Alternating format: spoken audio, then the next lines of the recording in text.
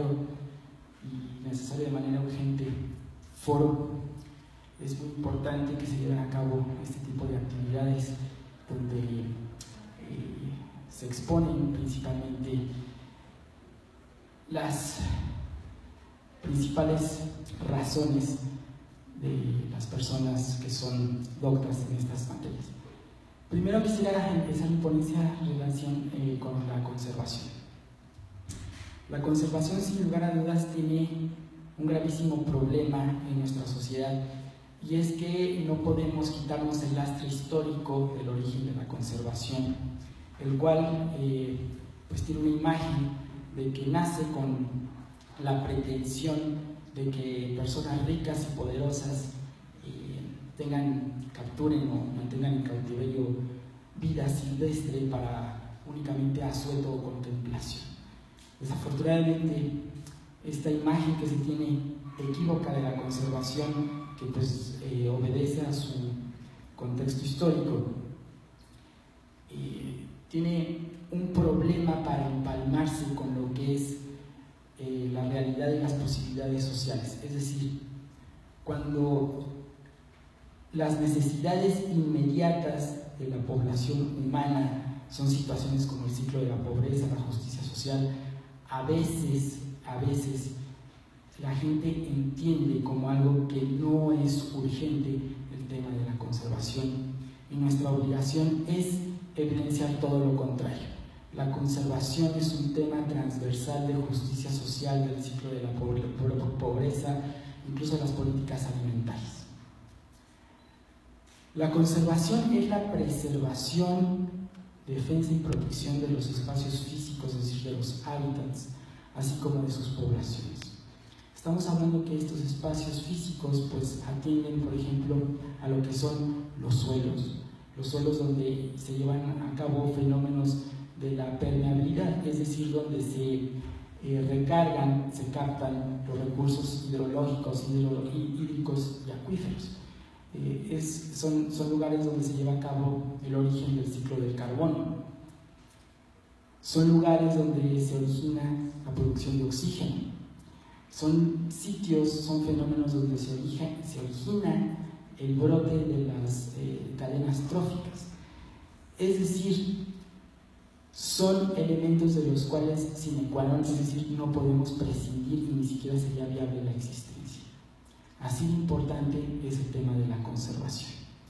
Desafortunadamente, como decía, cuando hablamos de conservación, nuestro imaginario colectivo nos remite a las jaulas de los zoológicos, nos remite a gente de dinero exhibiendo otras especies humanas que por sus rasgos étnicos en ese momento eran considerados como bestias o como salvajes o como exóticos. Eso no es la conservación. La conservación es una política. Es una política que gracias a planteamientos como nos hace la neuroética, el neuroderecho, el bioderecho y la biopolítica, nos exhibe de entrada un planteamiento. Y ese planteamiento no es únicamente intrínseco a como me refería a los hábitats o a los espacios físicos, sino además a sus poblaciones. Y para referirme a las poblaciones, quiero presentarles un pronunciamiento de la nueva ciencia que es el neuroderecho, la neuroética y el bioderecho. Todos los aquí presentes, estoy seguro de que atesoran y valoran, por ejemplo, memorias y recuerdos, atesoran y valoran sin medida de cuantía económica, incluso sus emociones y sus sentimientos y sus vínculos afectivos o emocionales con otros individuos. Y nos dice la neuroética y el neuroderecho, estas ciencias interdisciplinarias, que estos fenómenos son posibles gracias a una razón. Y esa razón es que ustedes y yo y toda nuestra especie somos animales. Y que estos fenómenos se deben a que nosotros, la familia de los animales en el contexto biológico, compartimos unas características muy específicas y particulares que nos diferencian del resto de los organismos de nuestro planeta. Organismos como los vegetales, las plantas y las bacterias. Y estas características son muy específicas en 100.000 proteínas que compartimos todos los animales, mediante las cuales, no gracias a sus cadenas, sino a las formas de estas proteínas, es que nosotros somos centro para experimentar estos fenómenos de autorreconocimiento, de construcción cognitiva, incluso de conciencia. Y es exclusivamente a que somos animales. Lo anterior nos sitúa en el siguiente planteamiento. Si el primer periodo de ilustración de la historia nos exhibe que era necesario el imponer una semejanza compartida entre todos los humanos sin importar las etnias, ahora este periodo de ilustración de las ciencias biológicas nos impone la necesidad de cuestionar que esta semejanza compartida no es exclusiva ni privativa de nuestra especie humana, sino que es compartida con el resto de los demás animales. No estoy aquí para hablar de en qué medida la compartimos, estoy hablando aquí para decir que existe esta semejanza compartida. Empezar a yo delimitar en qué medida compartimos las cuestiones del autorreconocimiento, de la construcción cognitiva, de la memoria, incluso de la inteligencia, no es la ocasión en materia de bioética. ¿Por qué? Porque estaría yo haciendo una segregación equívoca, como lo haríamos al estar pronunciando que los derechos humanos se darán en proporción a la inteligencia de la población humana. El hecho es de que el derecho, a su vez, así como la conservación, ha tenido malos momentos históricos en los que, por ejemplo, John Locke elevó el concepto de propiedad privada al rango de derecho humano. En el momento en que, como nos señala Ramón Valls, dejamos de entender como el único derecho innato a la libertad y a la vida. Y ahora los estamos confundiendo con derechos políticos, sociales y culturales, empezando por decidir qué partido político es el que nos va a gobernar. Esos no son derechos, esos son garantías políticos y sociales, pero se han confundido con derechos. Los derechos deben de ser una semejanza compartida de la cual no podemos prescindir a quienes se les ha reconocido estos derechos. Estos derechos son la libertad y la vida. Ahora bien, la conservación no es una jaula.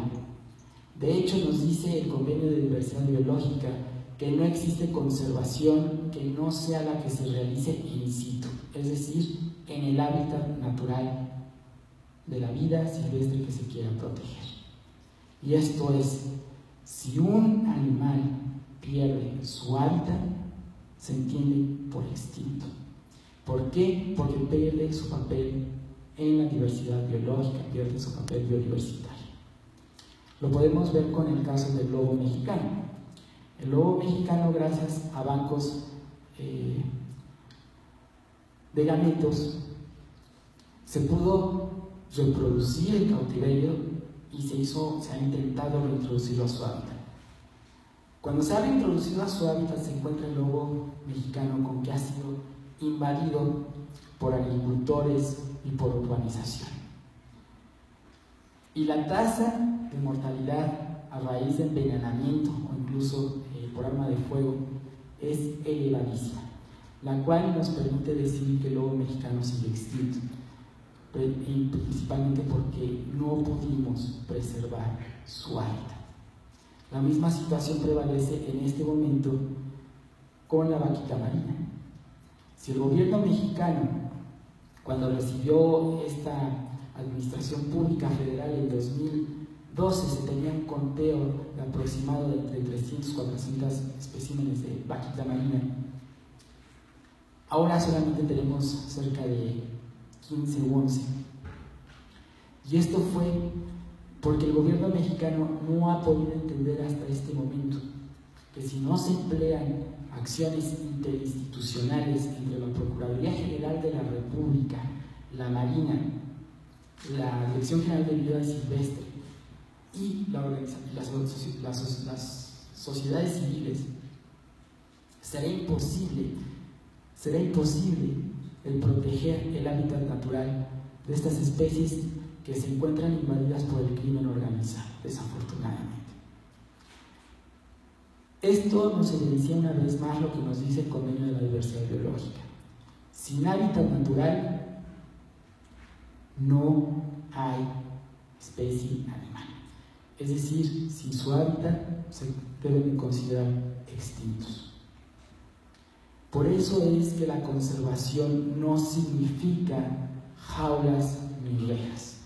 Las jaulas y las rejas deben de ser una medida preventiva, una medida temporal, únicamente en tanto que el objeto es la reintroducción del individuo a su hábitat. Desafortunadamente, desde finales de los 90, en los tiempos de la administración pública de Julia Carabias, se empezó a gestionar lo que es en México la figura de las UMAS, Unidades de Manejo de Vida Silvestre.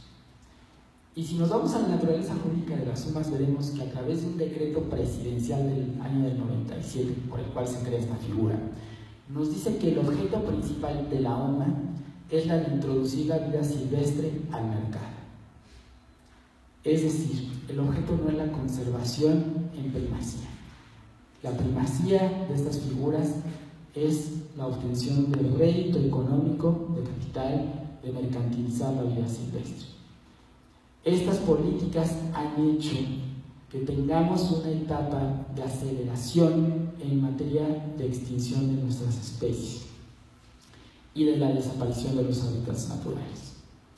Es por eso que el bioderecho se está enfocando en separar y en hacer de estos conceptos taxativos, es decir, específicos, claros y precisos.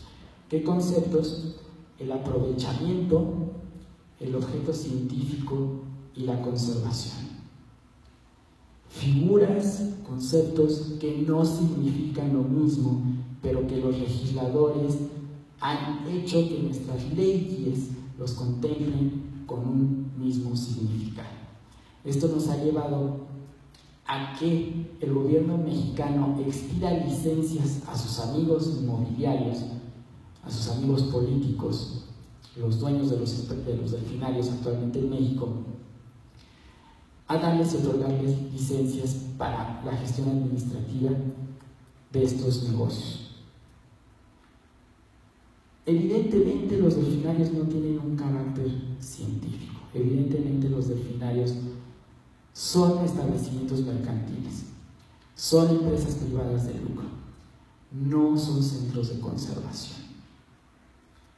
Lo mismo está pasando con los zoológicos, lo mismo está pasando incluso con los circos, y déjenme decirles que incluso para la legislación mexicana, los circos, los zoológicos y los delfinarios tienen la misma figura y son lo mismo. Eran unidades de manejo de vida silvestre.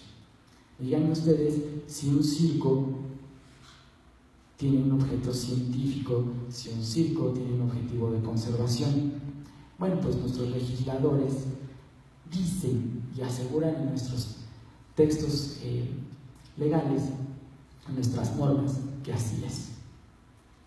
Y el problema es que tenemos como directores de la Secretaría, en la dirección o como titulares de la Secretaría de Medio Ambiente, anteriormente teníamos un mecánico electricista, a Juan José Guerra. Actualmente tenemos a un ex vendedor de autos, a un licenciado en Administración de Empresas, a Rafael Baquiano.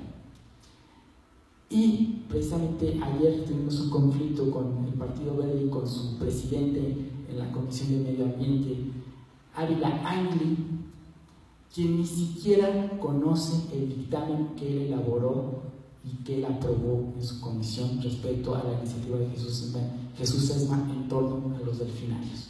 Ávila Angli incluso desconocía, bueno, ayer está grabado su pronunciamiento, ni siquiera conocía que los delfinarios en la ley tienen un objetivo científico. Ni siquiera está enterado de por qué se les otorgan las licencias a los delfinarios, de sus planes de manejo y de su objeto en las leyes. Estas son las autoridades que se encargan de un tema de seguridad nacional como es el medio ambiente y la conservación. Es urgente, es imperativo, no es hipotético, es imperativo que las personas que son doctas en estos temas y tienen el respaldo no solamente académico sino profesional sean los que ocupen la titularidad de estas instituciones como son la Secretaría de Medio Ambiente y de la Dirección General de Vida Silvestre. No pueden seguir siendo secuestradas por juniors de Tlacomulco y políticos amigos del Partido Verde Ecologista. ¿Por qué? Porque estamos condenando a nuestro país a seguir en una acelerada extinción de vida silvestre secuestrada por el crimen organizado. Déjenme decirles que incluso hace 2 semanas Interpol acaba de sacar un documento oficial en el cual se manejan cifras precisas de cuáles son las ganancias o los réditos en México del tráfico de vida silvestre. Y estas ascienden a 23,000 millones de dólares anuales. México no es un país de tránsito del tráfico de vida silvestre. México es un país de origen. Y no tenemos políticas públicas que atiendan este problema. Al contrario, tenemos políticas públicas y leyes que facilitan la obstaculización al acceso de la justicia ambiental en México. Y ustedes como universitarios y ustedes como estudiosos de la carrera de ciencias, ustedes como biólogos, ustedes como bioticistas, tienen la responsabilidad de reivindicar y de recuperar estas instituciones, estas políticas públicas y estas leyes para poder conducir a México precisamente a empezar por primera vez a defender, a proteger no solamente el patrimonio génico de las especies, no solamente a sus poblaciones, sino también a sus hábitats y espacios físicos.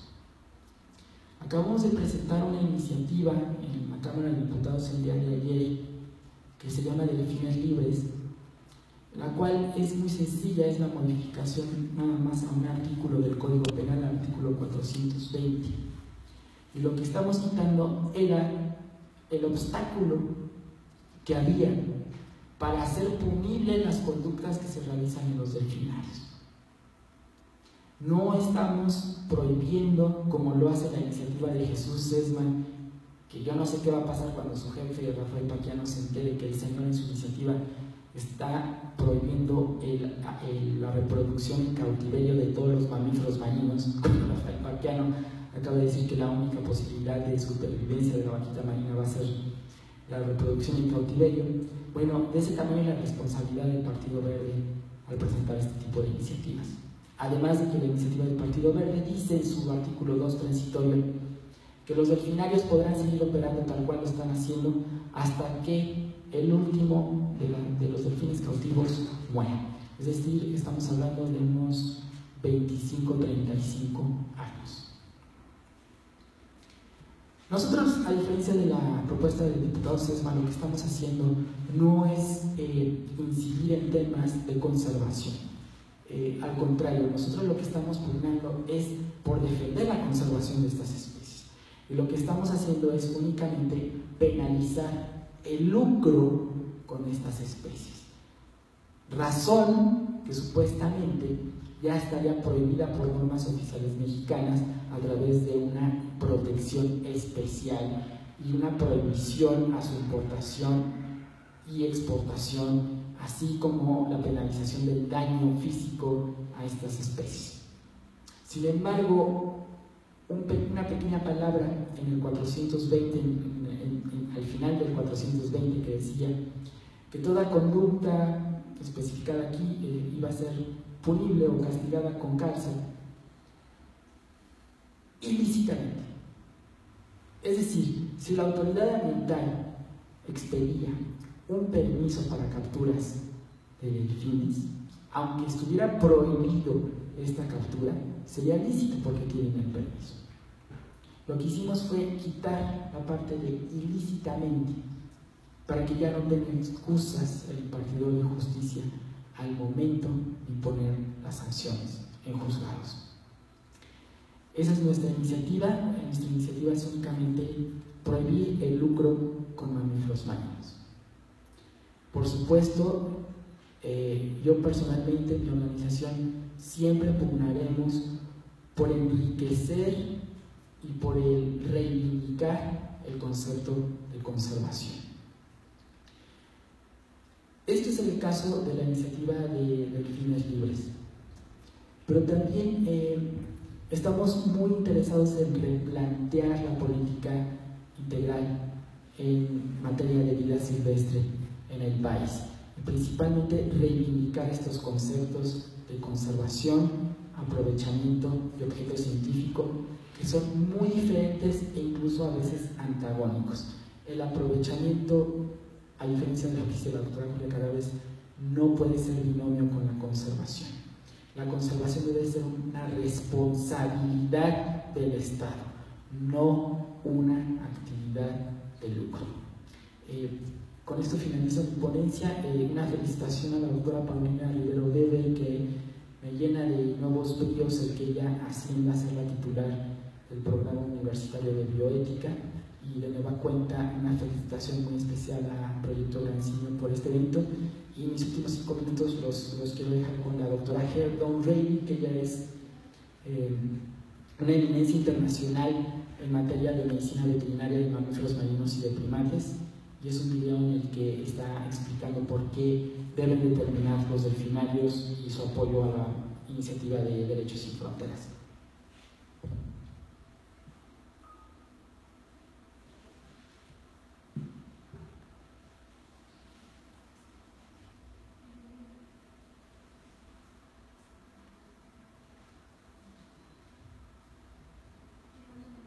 ¿No es el video subtitulado? ¿No es el subtitulado? Ok. Bueno, entonces, pues creo que no está subtitulado, pero en general ella está dando su parte técnica y científica de todos los daños que son producidos a estas especies en cautiverio. Y ella también utiliza una definición que yo usé el año pasado en un foro sobre cautiverio.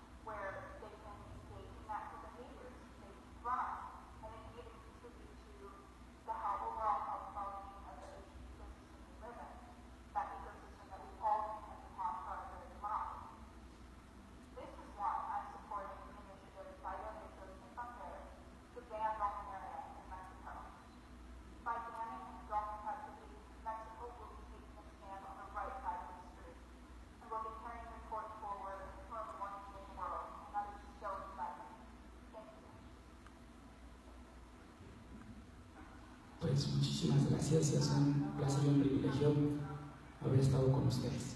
Qué amables.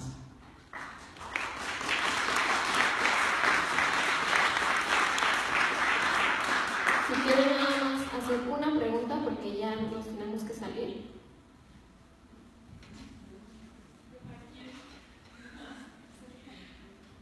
De todas formas, acá afuera pueden seguir platicando, se pueden acercar con Víctor. Pero rápido. Hola, su organización, ¿qué está haciendo por la Ley General de Biodiversidad, la nueva que bueno, ya hablamos un poco de eso? Entonces, es importante también los delfines, pero no sé si ustedes están haciendo algo. Por supuesto, primero que estamos haciendo, frenarla y tratar de echarla abajo.